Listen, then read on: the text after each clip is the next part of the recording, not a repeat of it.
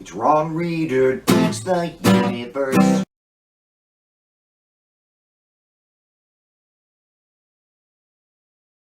I'm Ron Reader, and this is Ron Reader Digs the Universe, and tonight, Marjorie Taylor Greene. Representative Greene, a Republican out of Georgia, is a continuing and repeat offender. QAnon, Trumpist, insurrectionist, white supremacist, fascist, gun nut, and on and on. She is a real piece of shit. I usually don't even talk about her because she's obviously dumb as a rock, peach tree dish, and as a sideline member of Congress until fairly recently hasn't done much more than run her imbecilic mouth. But she apparently played a key role in brokering Kevin McCarthy's rise to Speaker of the House a couple months back, making her now a fascist power player with some actual power. And this is the context in which we need to consider her latest oral diarrhea eruption. Last week, the lying scumbag fraudster representative George Santos of New York was on the steps of the U.S. Capitol explaining to reporters why the GOP majority in Congress hasn't expelled him yet.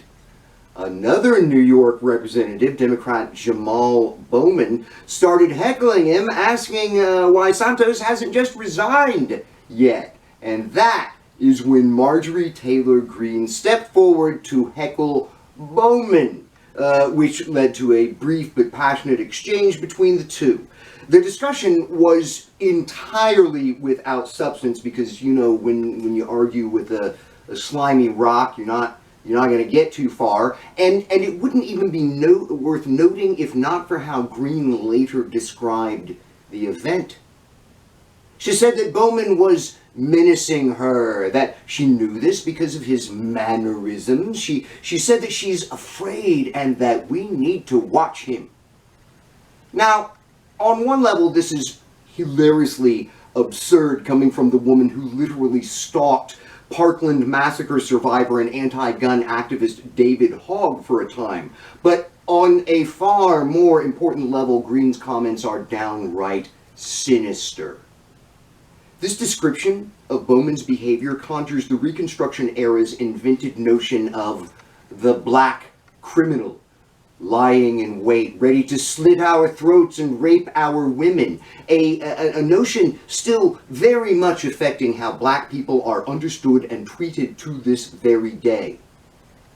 Greene was engaging in lynch talk, essentially asserting that Bowman gazed upon her pure white femininity in a monstrous way, that bottom-feeding Riefenstahl bitch.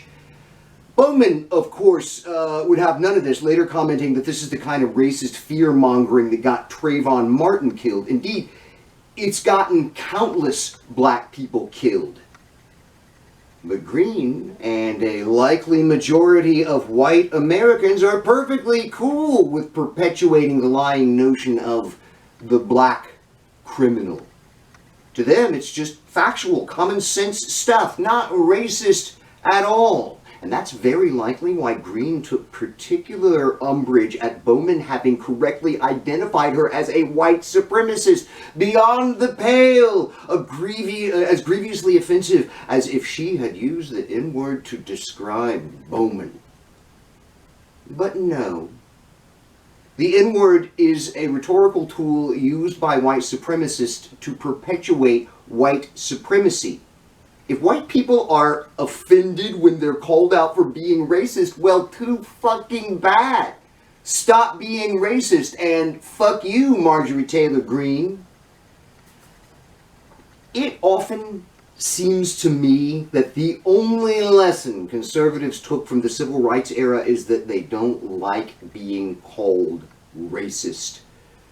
Totally irrational, but when you live your life in an environment where everyone you know thinks racism is so far in the past that now white people are the true victims of racism, or, I don't know, something like that, where it's the biggest topic of conversation all the time, as with the district MTG represents, It goes unquestioned.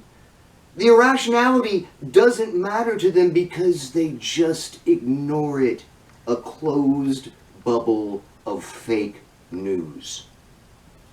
Marjorie Taylor Greene is the living embodiment of that situation. You know, we as a nation totally blew it with Reconstruction after the Civil War, allowing these huge white cultural cesspools of hate, resentment, and racism to fester and now flourish in both the former Confederacy and really the rest of the nation.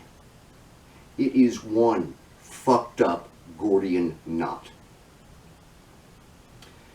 I'm Ron Reeder, and this has been Ron Reeder Digs the Universe. Join me, Ron Reeder, again next week for another episode of Ron Reeder Digs the Universe.